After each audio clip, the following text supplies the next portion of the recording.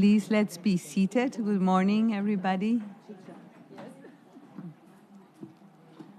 Okay. Good morning, everybody, and welcome to this Summit of the Future Action Days. This is the second day. Yesterday, the kickoff was with the voices and the power of younger generations.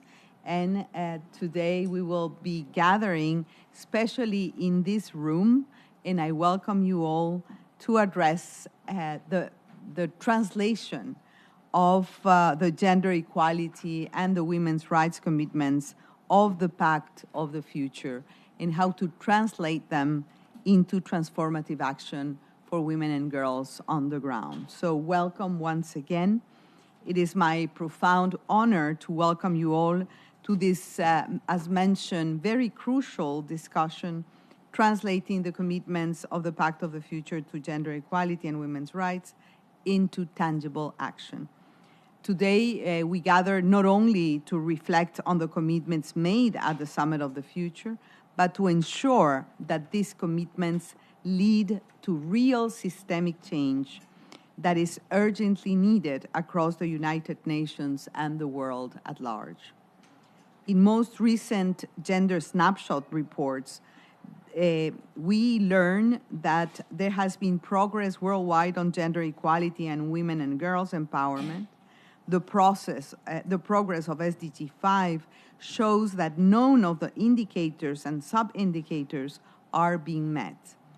It will still take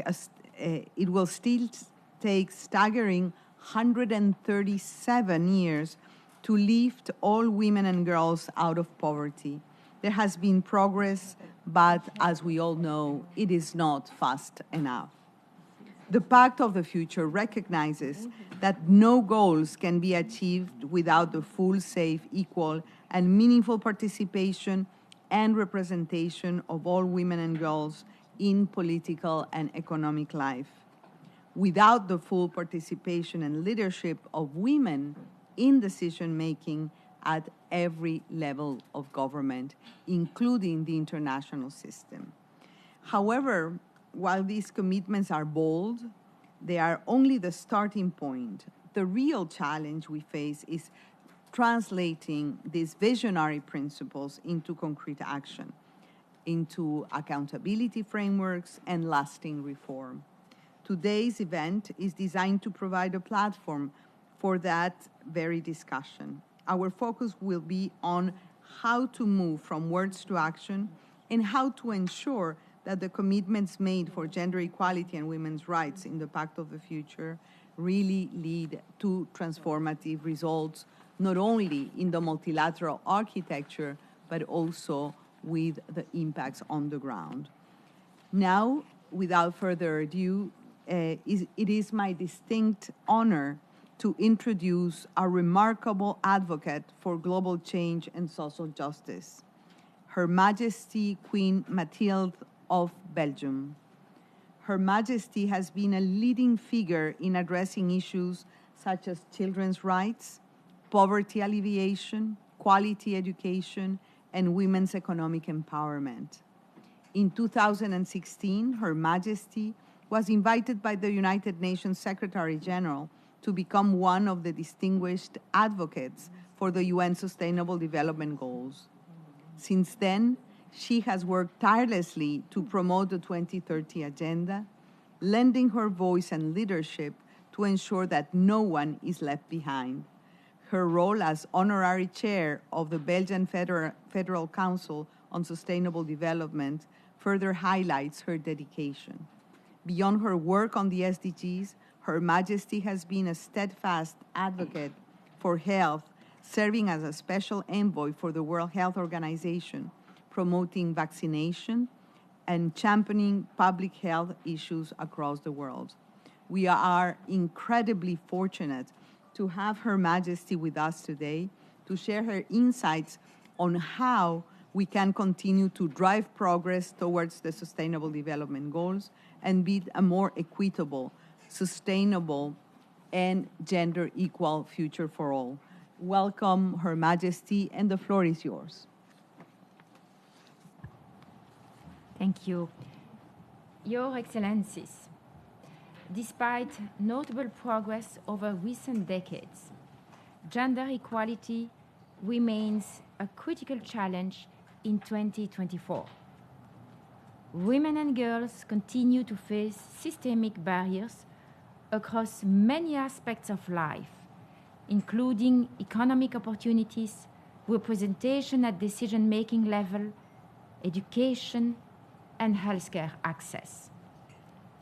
The progress toward this SDG has been alarmingly slow, with only 2 out of 18 indicators close to target.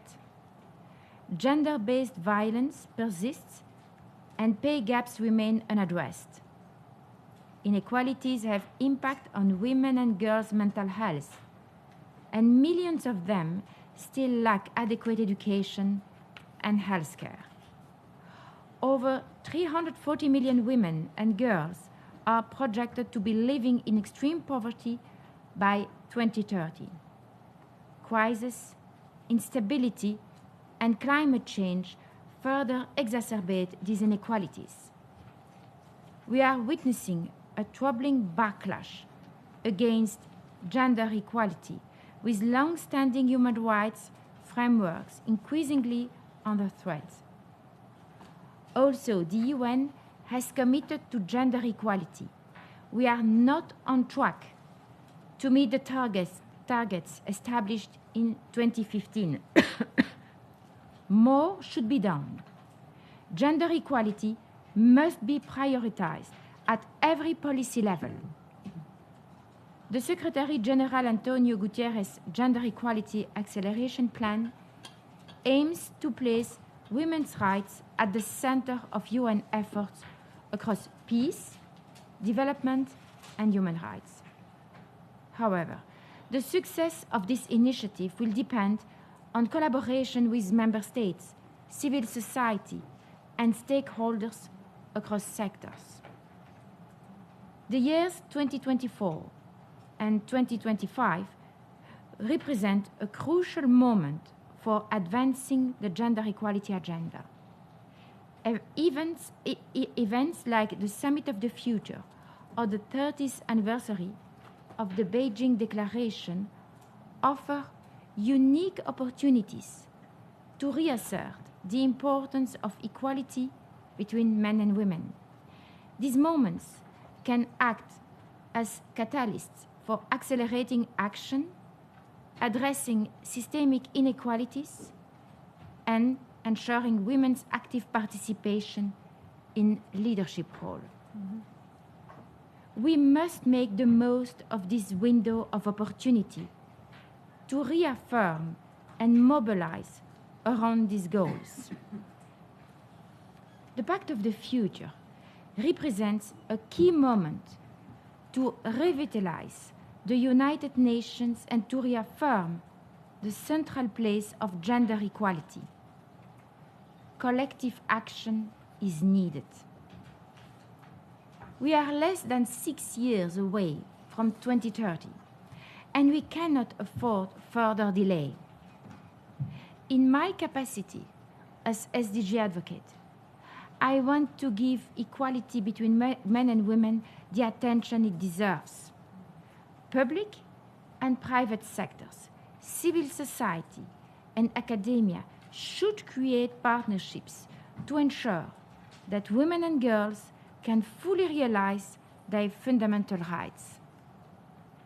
During my recent field visits to Bangladesh, Vietnam, and Ivory Coast, I witnessed the importance of women's work in building sustainable and inclusive societies. I saw, for instance, in the cacao plantations, how women were managing the finance or the marketing of their chocolate. In my trips, I met so many women who want to create the means for a decent life for their children, for their family. Let us support them. Thank you.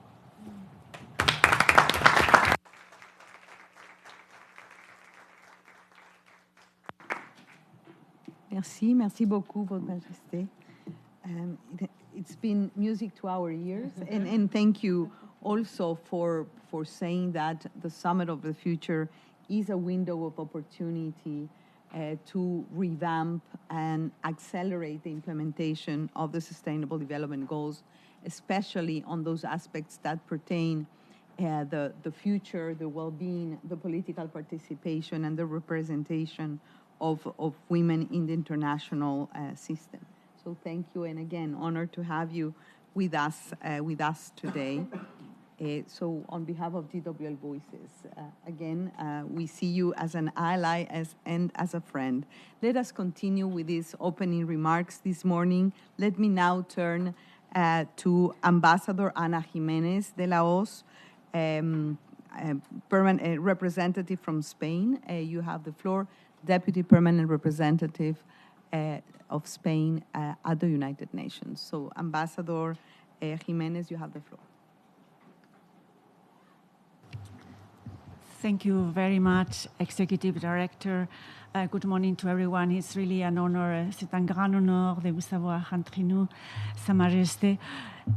So Spain is very, very pleased to be part of this event because we are very committed, as you know, with gender equality, women's rights, and we are also working very closely with GWL Voices in some important initiatives. So when it comes to the Pact of the Future, the first thing that we try to do during the negotiations in the context of the European Union was to make sure that women's rights and gender equality were part of the discussions in the different revisions of the text, that we didn't lose language, and also that we didn't have just one action dedicated to this issue, but rather to see women's rights and gender equality mainstream through the text, which is for us the right approach. So when it comes now to the implementation of the Pact of the Future, I think probably it's important to go back to the basics. Why we wanted a Pact of the Future in the first place is because we wanted to reinvigorate the multilateral system, the United Nations, the global institutions. So it is essential that women are part of this important exercise. So here in the United Nations, as Madam Executive Director knows very well, we are working very actively on two very important initiatives. The first is that we have the first Madam Secretary General in the next appointment of the Secretary General, and the second is what we call rotation for equality, and it goes back to the General Assembly President, and this is something that we will continue to work very closely with you, with other member states such as Mexico and Slovenia, who are here in the room, and we will have the support of many others. So for us, that's sort of a very concrete action that we need to take going forward. The second one goes back to us as member states implementing the Pact. And in this sense, Spain, as you know, or maybe you know, but Spain has a feminist foreign policy. And that's very important because we see that when a country has a feminist foreign policy, that means that it is ensured that gender equality and women's rights are mainstreamed, are always included in every single initiative that we take. And that contributes to make a lot of progress in the implementation of SDG 5 that Her Majesty referred to, and you referred to as well, Executive Director, and all the issues that we face there. So that will be sort of my first reflection about the Pact of the Future. The second is the importance of civil society and women's human rights defenders. And that's an issue for those of you who have followed the negotiations of the Pact that has been very hard, particularly the issue of human rights defenders and how to get language there and very complicated discussions. But we think that women play an essential role and that civil society and the role of human rights defenders have to be essential in the implementation of the Pact if we really want to work together and reinforce the international community. My third and last point goes to the issue of localization. At the end of the day, the implementation of the Pact of the Future, the implementation of issues related to women's rights and gender equality has to be done at the local level. Spain is a very big champion of localization when it comes to the implementation of the SDGs, including, of course, the implementation of SDG 5. We have the Global Secretariat of the Local 2030, and we are very much convinced, and we will also have some side events during these days to reflect about those issues, that this is the way to go if we really want to see change on the ground. So I would like just to offer these reflections for an input for the debate, and look very much forward to listening to the other participants. Thank you very much.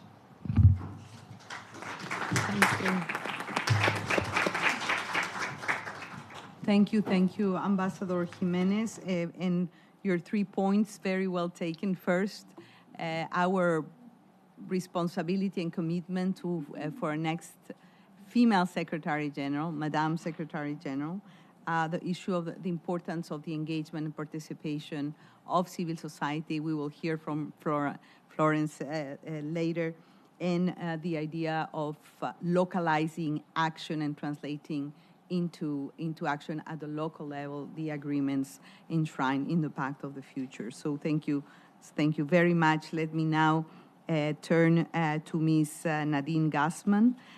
She's the president of the National Women's Institute of Mexico, and a great ally, also from a country with a feminist foreign policy. You have the floor, dear Nadine, and welcome. Thank you very much. Greetings from our Chancellor, Alicia Bárcenas, who couldn't be here, but thank you very much for the invitation. For the government of Mexico, led by President Andrés Manuel López Obrador, it is a priority to change the development paradigm by centering it on people.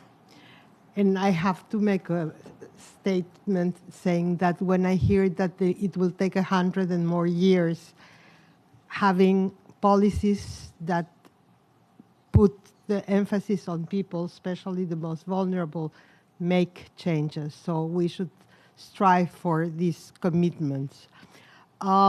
We understand that the path as a way towards well-being, inclusion, and sustainable development.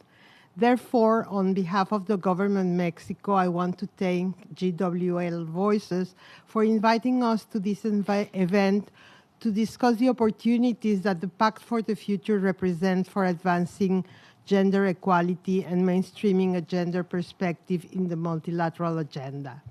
As you may know, in July of this year, we met with several of you in Mexico City to celebrate the third Conference of Feminist Foreign Policies, Solution for a Better Tomorrow, which was designed to enrich and incorporate the gender perspective into the 5 themes of the Summit of the Future. The conference featured high-level representatives from more than 40 countries with feminist foreign policies or gender-sensitive foreign policies, along with over 100 representatives from international agencies and national and international civil society organizations. As a result, we achieved a declaration adopted by 20 countries agreeing on the importance of centering on the rights and participation of women, youth, and girls in the framework of the Summit of the Future and the implementation of the Pact of the Future. Additionally, the conference allowed us to identify best practices and challenges regarding feminist foreign policies, recognizing them as a key tool for building more just and equitable international system. I want to highlight the main recommendations of the conference. On sustainable development and financing for equitable future, it was emphasized that to advance towards the SDGs, it is essential to increase financing with focus on gender equality. Urgent actions are needed to prevent more women from falling into extreme poverty by 2030 and to recognize care work as in the gross domestic product in order to incorporate it into economic and social policies. Regarding women, peace, and security agenda, it was recommended to institutionalize best practice that promote the meaningful participation of women in peace building and security process.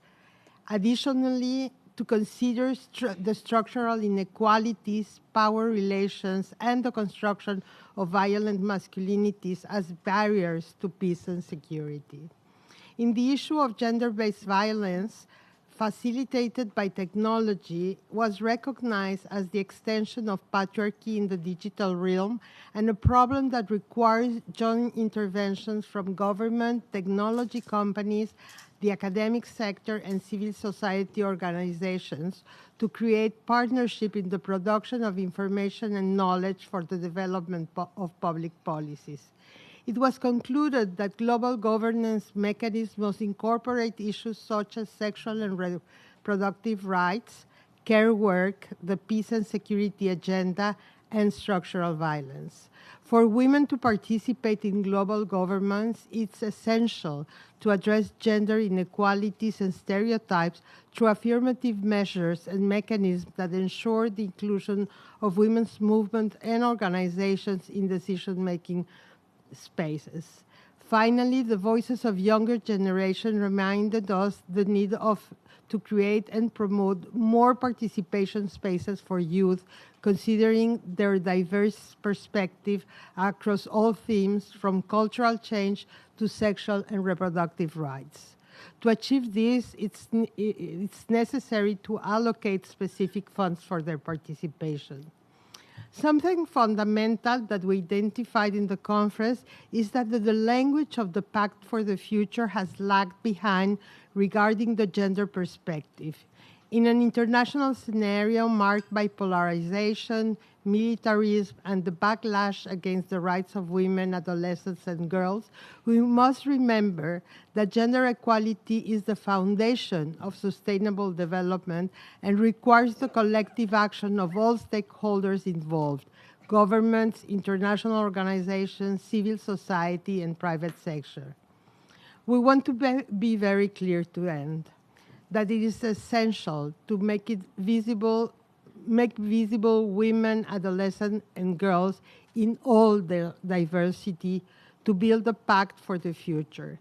It is vital to address the intersecting forms of discrimination and inequality that hinder their access to a life free from all forms of violence, land, property rights, political participation, and ultimately to all their autonomies.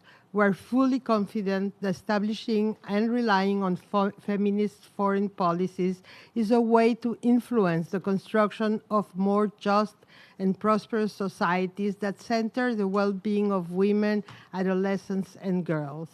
A future without women at the center, without peace, without care, and without a healthy environment is not possible. I invite you to promote and coordinate efforts to materialize the gender perspective in the Pact that bring us together today and in foreign policy, because it is historical debt we owe to women and youth to leave no one behind and no one outside. Thank you very much. Thank you. Thank you very, very much, Nadine, and not only for the extremely fruitful gathering and meeting, the ministerial meeting in Mexico, but for the conclusions and the commitments. The points you laid out are critical to the agenda, and I think that, yes, what we're all asking is that the Pact of the Future really is transformed into action. It's going to help to have the actions actually described in the Pact in form of actions, which is an innovation in the multilateral negotiations. But we are here for that, to ensure that the commitments are translated into action. Thank you for reminding us about the importance of care work, of the Women, Peace and Security agenda, with the issues of gender-based violence, structural inequalities, and of course, the need to boost the political participation of women, including in the international multilateral space.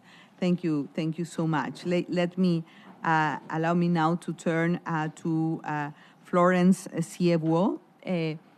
She is the co-chair of the Coalition for the UN We Need and also a great ally. Welcome, Florence.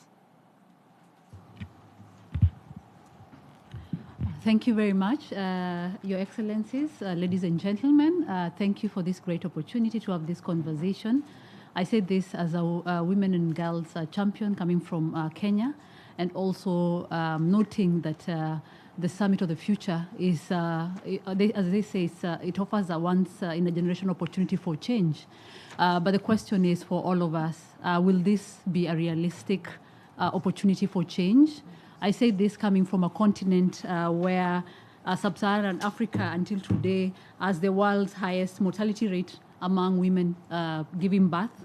And so we see these realities each and every single day in Africa and many other parts of the global south. I say this because, as you all know, there's a lot of intimate partner violence, gender-based violence. I say this coming from a country where one of our runners during the just concluded Olympics, who performed very well. And when she came back home, she was brutally murdered. And so we see these realities on a day-to-day basis. I also come from a continent where we still talk about forced marriages, where young girls on a day-to-day basis been married off as young as 9 years old to 12 years old, which is very, very unfortunate. And also the brutality of female genital mutilation. And the list is very, very long in terms of the issues that are being faced within the continent of Africa, but also within the global south. And so as we all come together as different stakeholders, representatives from member states, civil society, private sector, academia, regional authorities, youth, and many others. And I know this is a global gathering that provides hope for all of us. We hope that we can go back, and next time when I sit here, I'll not talk about this kind of statistics or this kind of realities, but it's unfortunate that we continue to hope and also do our best in this.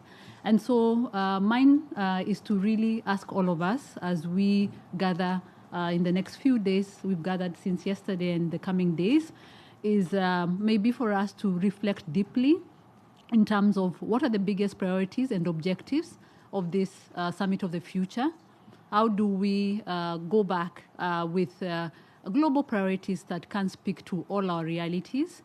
Then just moving it forward, talking about how can we have a road which can immediately talk about the next steps post this soft, because many times we have gathered, world leaders have gathered, and many times we look back and it's always on paper and some realities, some progress, but sometimes not much as we'd want to hope for.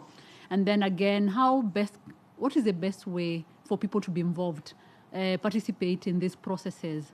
So many of us are not, of course, around these tables during this Summit of the Future, yet those that bear the biggest burdens are not in these rooms. Those that whose lives we want to change may not be here, may not even get a visa, or may not even have the priorities of living another day because of the issues they face on a day-to-day basis. How do we ensure that this can be done? And so I'd want to say that we need to look thoroughly into three key issues for us as a way forward in terms of the Summit of the Future. And this is a broken communication that has always existed in terms of financing the priorities of the Sustainable Development Goals, financing the many issues that are happening across Africa, across the global south, and all over the world. There's a lot of commitments that have gone in the official development aid conversations, but the reality is that these commitments are not met by many of the governments, and also the internal utilization of funds in appropriate ways. How do we ensure that there's accountability both in governments, local governments, but also those that have pledged to contribute and to support these issues of sustainable development goals? Well, the financing question is a big one. We have 6 years or less to the 2030 agenda, and yet in many countries you'll not see as much progress, and it's unfortunate, and we have to name these things. And then the implementation process, again, how do we commit continuously to showcase implementation? Of course, with finances, there's excuses that without finances, we're not able to implement. But then how do we implement? How do we monitor and track progress? I know the voluntary national reviews give us the opportunity to do this. But again, we've seen in this same venue where many countries come with very rosy reports, and yet this is not the realities of their countries. How do we continuously play the monitoring, the social accountability role that civil society organizations and other stakeholders? How do we partner with our governments, those that are positive and progressive? How do we showcase that we can change humanity in our generation? And these are the questions I'd want to raise to all of us as we reflect, as we continue to join hands together. I hope that Maria and the rest of the speakers, we could continuously give hope to those that need hope in this generation. What will we be known for when all is said and done, when the curtains are closed and we are not able to do this kind of work? Will we be proud of the kind of contributions and the things that we have done for ourselves? Those are the questions that I ask, and I hope that we can ask ourselves. Thank you very much.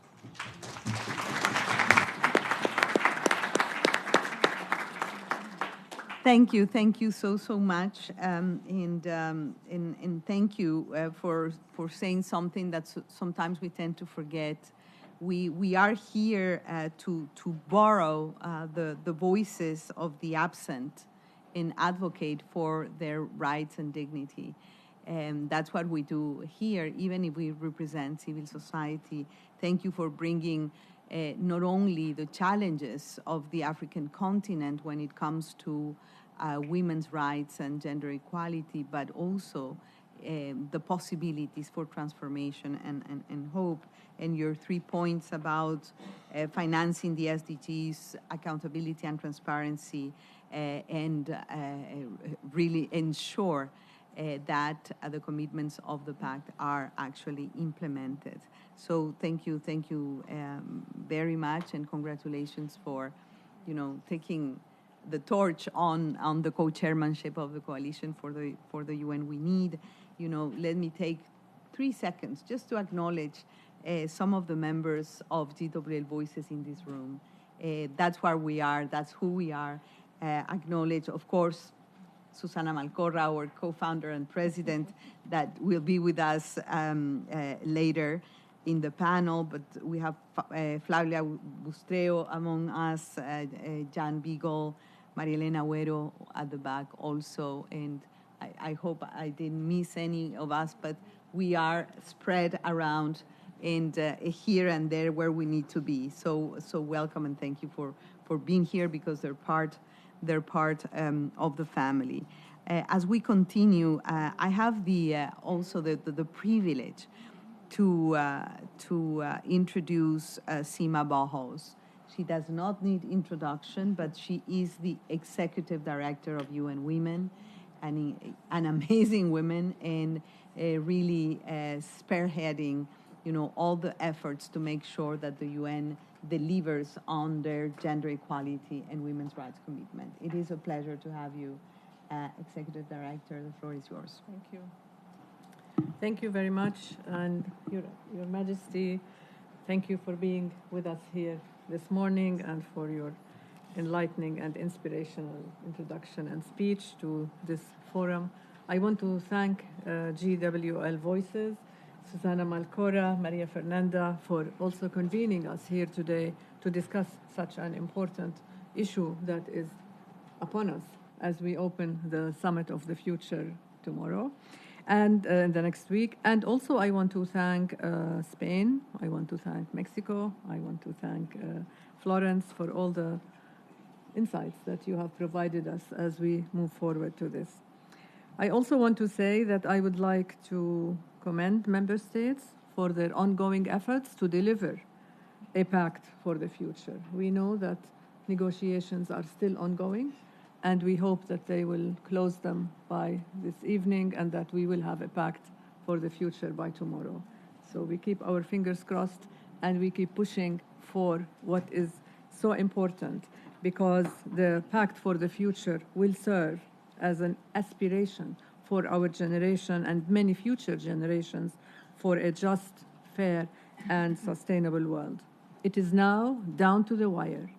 And I dare say, I speak for each and every one of us when we say that we have faith in getting this to the finish line today.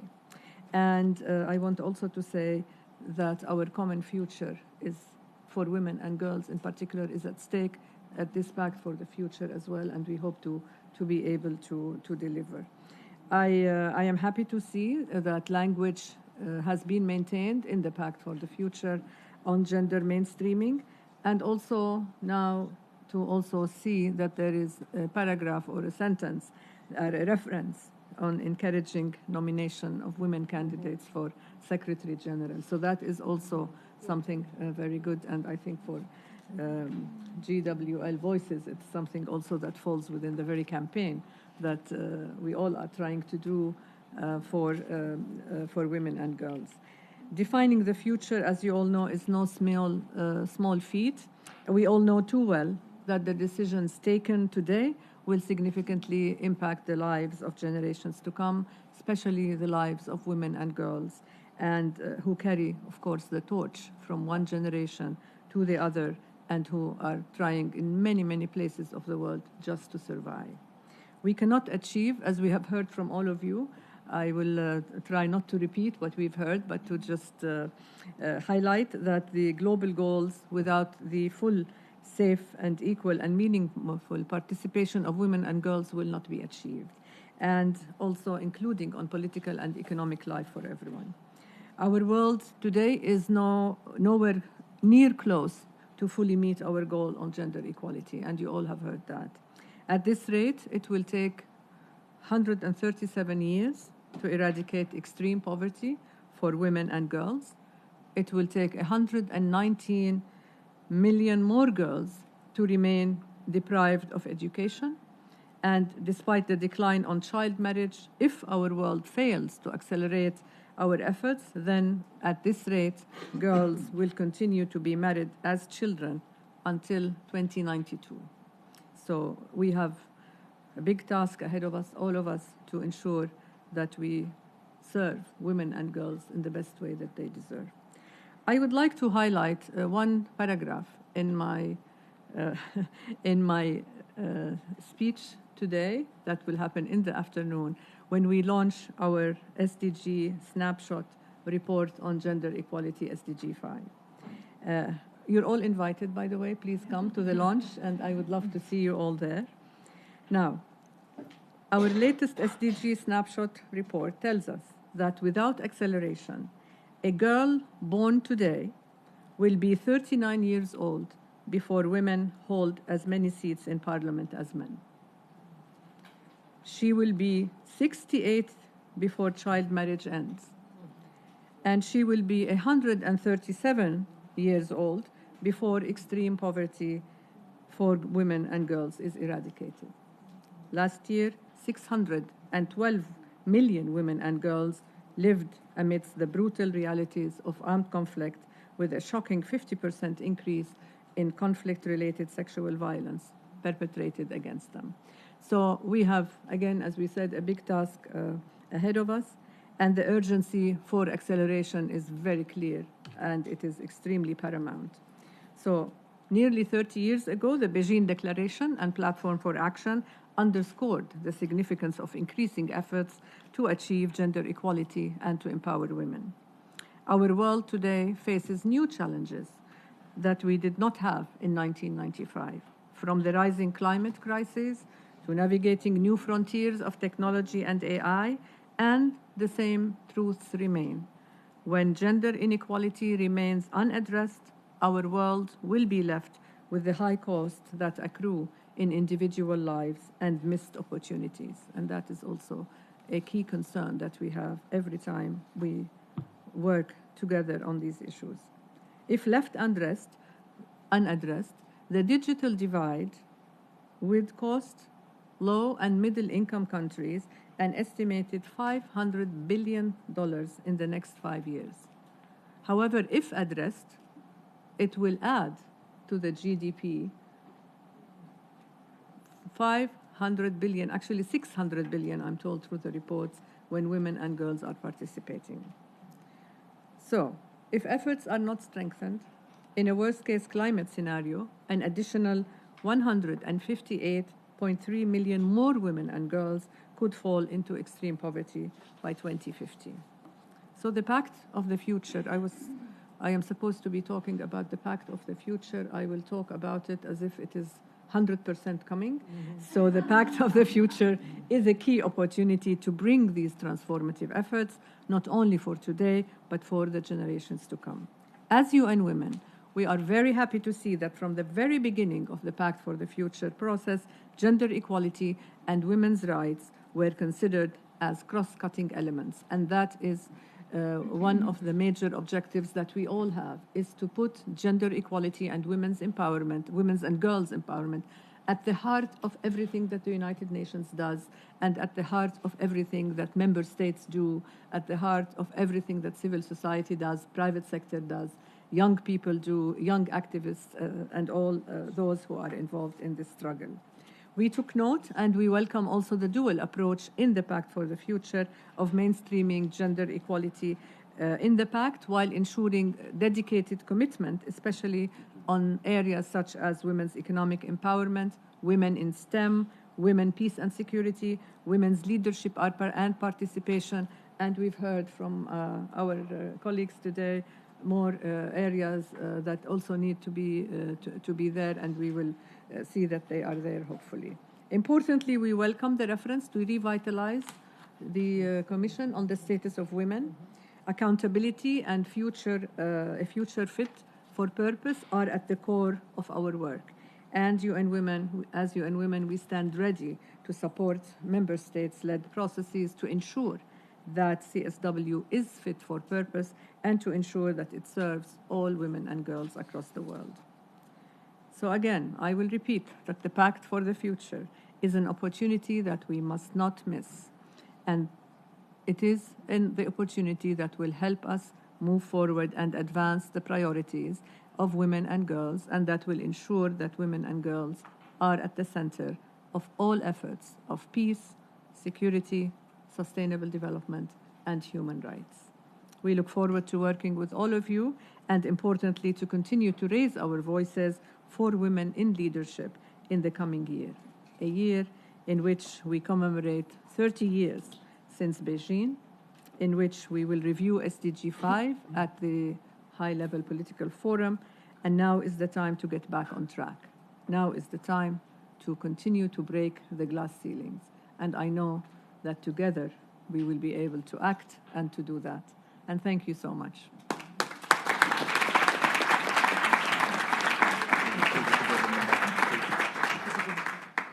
Thank you, Executive Director, and congratulations for the Gender Snapshot launch this afternoon, for the intellectual effort, but at the same time, unfortunately, the picture, the outlook is not very positive, and that has to redouble our commitment and our efforts.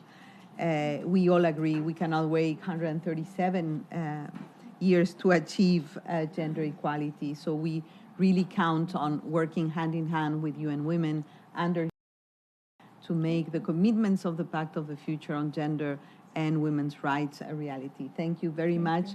And now I think that Her Majesty has to leave, and we thank her again for being with us today and for her commitment to...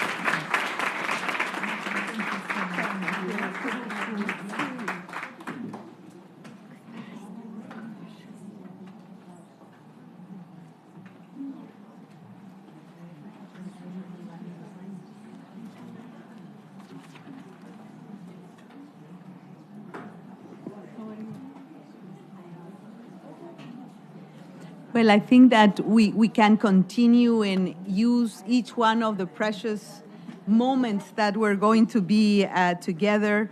At this time, I was supposed to give a brief summary of the contents, the cross-cutting contents on gender equality and women's rights throughout the Pact. I think I'm going to refrain from doing that, because we are all going to read the Pact, and we are going to pretend that we have a Pact, yes, and act accordingly. Just perhaps 2 or 3 highlights on, where we are as women, where is gender equality in the Pact. And I have to say that at GWL Voices, we were following each one of the revisions and comparing and looking if we lost or gained a little bit here and a little bit of that. And the truth is, from the very zero draft to the draft to the Pact that we have in our hands today, we went from 10 references to 35 references to gender equality and women's rights. I won't go into the detail, but I think that these numbers really reflect the intention and the commitment of having gender equality and women's rights being a cross-cutting element of the Pact. It talks about the importance of participation of women and girls in accordance with the Beijing Declaration and Platform for Action in the achievement of the Sustainable Development Goals. It recognizes the link of women's rights and gender equality with the Sustainable Development Goals in terms of investment and in terms of combating poverty and inequalities. This is action number 8. The call to eradicate violence and harassment, to boost the agenda on women, peace, and security, the role of science, technology, and innovation, looking basically at the gender digital gaps and the presence of women in the science sector, address the issue of youth and future generations with a gender and women's rights perspective, and on the global governance aspect, 2 issues that are extremely dear, I think, to all of us, in particular to GWL Voices. And these 2 issues are going to keep us occupied for the coming months. Number 1 is the call to ECOSOC to advance a reform of the Commission on the Status of Women. This is something we have an incredible opportunity to make sure that this is a space where we seriously address implementation gaps, not only of the CEDAW Convention, but all the multilateral commitments and agreements, including the Paris Agreement and the Sustainable Development Goals. And the number 2 issue that is extremely dear to our hearts is the issue of nominating women for high-level positions at the UN, including the regrettable fact that we have never had a female Secretary General at the UN. So I think that we could have had more and better, but what we have is already, a starting point to speed up, to inspire the work we do in our organizations, in the member states we represent. We are strongly committed to work side by side member states as they advance these 2 actions embedded in the Pact. So thank you again for that and for your commitment, both from civil society but also from member states. Allow me now to turn to GWL Voices co-founder and president to address this panel, but also to help us facilitate an exchange of thoughts. I'm sure that there are many questions in the room, and we would like to have a few minutes to listen from you and to have some questions for the panel. We are far behind, but we have, I would say, 10 minutes, and then we will go to the closing section with the Deputy Permanent Representative of Slovenia and some closing remarks from our GWL President. So, Susana, you have the floor. Thanks, Maria Fernanda. I will avoid taking a lot of time thanking my fellow panelists here. It's really great to have you, and it was a privilege to have Her Majesty with us. We have not enough time to open the floor, but I have the duty to manage that, and I will do my very best to give the opportunity for Qs and As. Just one administrative question. You have before you a form to sign on the image use consent. It's a formality, but we need it, that's becoming more and more important, so please do sign. And without any further comment, because I will have the opportunity to close, I will be looking at your hands raised to start the conversation between you and the panel. So who wants to go first? Is that right? Everything is so, oh, there we have. It is yours. Hi, you hear me okay? Okay. I guess I'll be the person to start us off. My name is Katie Whipke. I'm at the University of Pittsburgh, formerly in civil society and now doing research related to civil society and their engagement in these types of spaces. My work is on feminist foreign policy, so I was really excited to hear some remarks about that and conversation about that. But I was also very, humbled and inspired by Florence's words too. One of the things I think that we talk about a lot with feminist foreign policy, one of the concerns is around this engagement with civil society. Because feminist foreign policy, as we know, is not just about women, it's about taking a feminist approach to all of these decisions. So all of that being said, my question is, what do you think is the responsibility of feminist foreign policy adopting countries and those who are also very aligned to the principles of it to engage civil society in the process? And importantly, how can we kind of influence non-feminist foreign policy countries to do the same, and including allowing civil society to hold these countries responsible for these commitments for their engagement? Thank you. Thanks, Katie. Very clear. We will get back to you. Jan? Proud member of GWL, also the Director General of the International Development Law Organization, and we're really looking to try to close the gender justice gap at the national level. And with all these very depressing figures that are around, another one is that it will take 300 years to get legal equality for women and girls. But just to say that clearly I'm fully with Florence, and we have to be realistic, and we have to look at implementation of the Pact, and also with the representative of Spain, the importance of localization. So I guess my question is to the panel, how can we do better in terms of financing at both the international and national levels for both, clearly, gender equality and rule of law? It's low in both places, both in ODA and in national budgets. And also, how can we increase the availability of data? And Seema, I want to say your snapshot report is wonderful, and I think we need more of that and more ability to get those figures out and really, I think, shock policymakers into action. Thank you. Thanks, Jan. Let's take a third question, and then we'll come back to the panel. Who? Yes, please.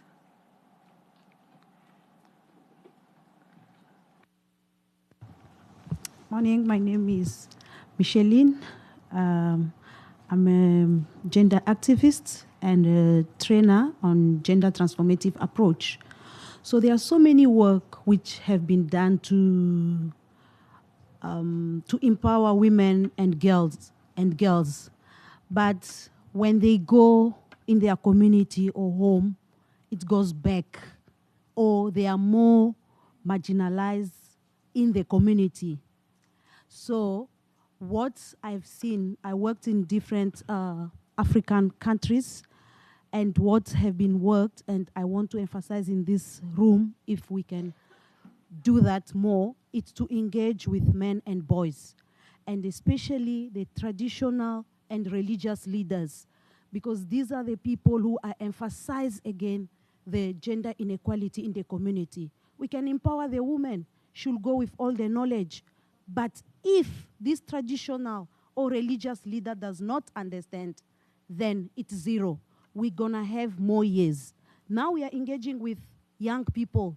Let empower those young men who are coming, those policy makers. So when they will do the policies, at least they have that better understanding of gender equality.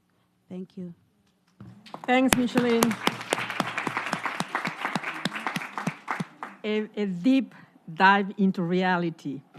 I'm afraid I will have to stop here and ask our panelists to address, and maybe Nadine, I will call on you on the feminist foreign policy first, and then I will go to you, Ana Maria. I'll be very brief. Thank you for the question. For us, feminist foreign policy means listening, working with civil society, and that's the way we have been handling the processes in Mexico. And I just want to take a minute to say, when I hear your numbers, Sima, we in Mexico, a girl that is born today is born with parity in every Congress of the country and with a new female president. So we can do it. So it can happen, it can be done. Please. Thank you very much, and thanks a lot for the very insightful comments and questions. Very much on the lines that Mexico highlighted. Also in Spain, the feminist foreign policy involves a very consultative process, always taking into account the opinions of civil society. That has happened in a number of laws that have been passed by Parliament regarding gender parity and other measures. So there's a lot of dialogue in that respect, because it's basically the philosophy behind the feminist foreign policy. There was also a very important point about financing, which obviously is key for all these issues. And next year we will have the 4th International Conference on Financing for Development, which will actually take place in Spain. Already the Pact of the Future has an important section on the reform of the international financial architecture. And it's interesting that when we are discussing these issues, when the negotiations came to the latest stages, when the delegations are really selecting what are the key clusters of issues, both human rights and gender on the one hand, and financing on the other, were key issues in which there were lots of conversations. So that goes to the point of the importance of all the issues that we are discussing here. And as I said, from now onwards, we will have a very, very heavy job trying to translate into action the commitments on the Pact of the Future on Financing for Development and other initiatives that will also be discussed in the 4th conference, which will have its own process, prep comms, a lot of negotiations, which will obviously be very hard because the issues are not only in New York, are also in Washington and other parts of the world. And last but not least, if I can make a very comment to the very interesting point that the gender activist made about involving men in the discussions and traditional and religious leaders. I myself, in my previous job, I worked for the UN Alliance of Civilizations, and actually working with traditional and religious leaders was a key part of a mediation initiative that we had with women. And I totally agree with you that we need to work very closely to make the impact on the field that you mentioned. And thanks very much for always bringing the perspective of the field, because I think that's one of the richness of all the conversations that we have here between member states and the representatives of civil society. Thank you. Thank you. I think I'll leave it here because we are really short of time. I will ask now the DPR from Slovenia, Ms. Sasha Jureko, to have concluding remarks, and then I will have the responsibility to close. So please, Sasha, over to you. Thank you so much. Slovenia is so happy and honored to co-sponsor this event together with Spain and Mexico, and I would like to thank the GWL Voices for bringing us together. Also, I would like to thank you all for a great discussion. It feels really good to start the high-level week on this very strong note with a clear call for action on an issue that Slovenia my country and me personally feel very strongly about. And we don't often get an opportunity for a change in the work of the UN, and we feel like when we do get one, we need to grab it with both hands, and we feel like the summit and the Pact for the Future is one such opportunity. The Pact contains commitments and actions that have the potential for transformative change in areas where gender equality has not yet gained true traction. And as Ana, my colleague from Spain, already said, that our priority throughout the negotiations of the Pact was to mainstream gender perspective and gender equality. And we also hope that to see a strengthened Commission on the status of women coming out of this process as one of the concrete deliverables, which was also already mentioned. But I would like to point out that we are not starting from scratch. We do already have the SDGs, and although the progress has been painfully slow, as we have heard. And we also have Beijing. So the main questions or contribution of today's discussion perhaps is not as much about the presentation of the gender-relevant commitments that we are about to take up with the adoption of the Pact, but it's the understanding that our action and collaboration is needed for effective implementation of all of the normative framework that we already have in place. And collaboration and partnership is actually something that was very much highlighted in the panel as well as key to this. For Slovenia, we really see the need to invest in women and girls to ensure their full, equal, and meaningful place in their societies. This has been our long-standing priority, which we also implement through our development, humanitarian, and political efforts. And this includes our work now in the Security Council as well. We have been focusing in particular on women's participation. And when I say this, I mean participation on all levels and in all spheres of life. And we want to see the United Nations lead by example in these efforts. And this, of course, includes the strong call that there is a time right now for a woman Secretary General, and also the time for more women presidents of the General Assembly. Unfortunately, participation of women in public life, especially in leadership positions, is an area where progress has been painfully and unjustifiably slow. And we strongly believe that women in power must stop being a phenomenon and must become an everyday reality at national as well as regional and international levels. And this is also, I wanted to mention, the goal of the Rotation for Equality initiative, which has also been already mentioned, and which aims at gender equality for the position of the President of the General Assembly. And this is an initiative that Slovenia strongly supports, and we are working together with Spain and Mexico on this as well. And in this regard, I would like to just point out that I wonder what Madam Vijaya Lakshmi Pandit, the 8th President of the PGA, and the first woman appointed to that post, would have thought if she knew that by 2024 only 3 women would have followed in her footsteps. It was one of her aspirations that, and I quote, "Women of all countries will have the occasion to participate more fully with men in all departments of life, including the world of the General Assembly." So I would like to strongly underline that, as a conclusion, that it's truly high time for the young women and girls around the world to witness that women are leaders, including at the UN, and that they may aspire to achieve the top at any profession or institution. For this, of course, systemic change is needed, and we hope that the Pact and the Summit will help to facilitate this change. Thank you so much.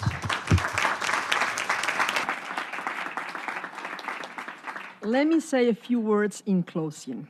First, I want to thank the Executive Director for bringing us data, hard data that proves that what we are discussing here is not about wishful thinking, it's about impact, real impact. Let me thank Member States for their support, for their commitment, and for their engagement in this quest. Let me thank especially civil society. Florence, you brought us a bath of realism of what things are happening, and you did even more so, bringing the perspective from the very field.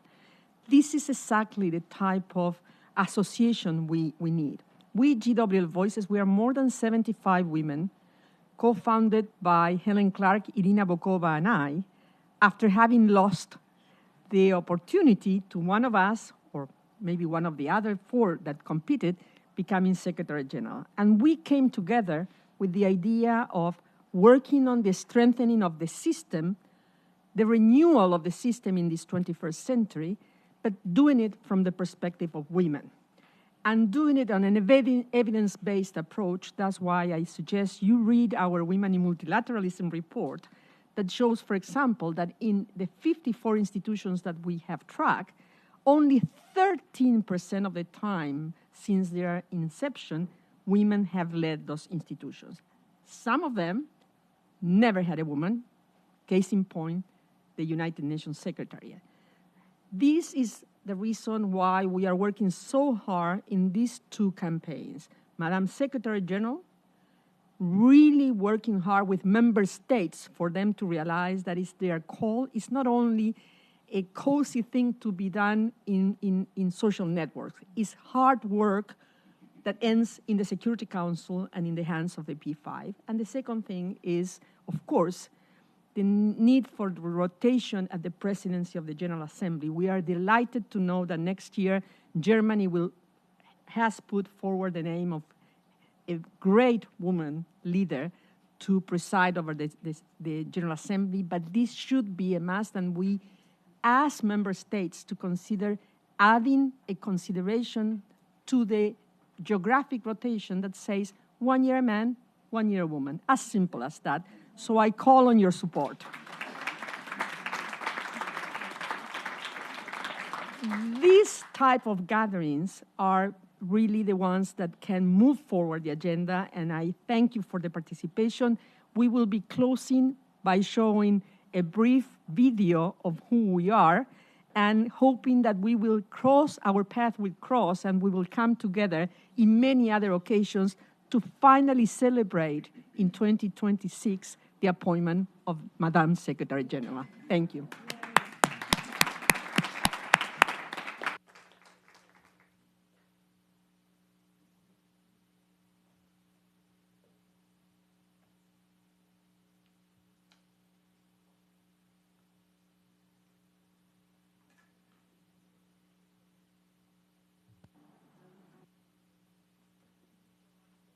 I promise it goes beyond the nice picture and the nice sky.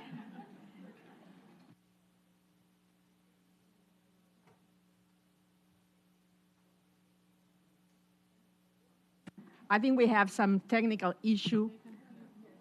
Oh, we can see it there? Yeah, but. Oh, here it is. Here it is.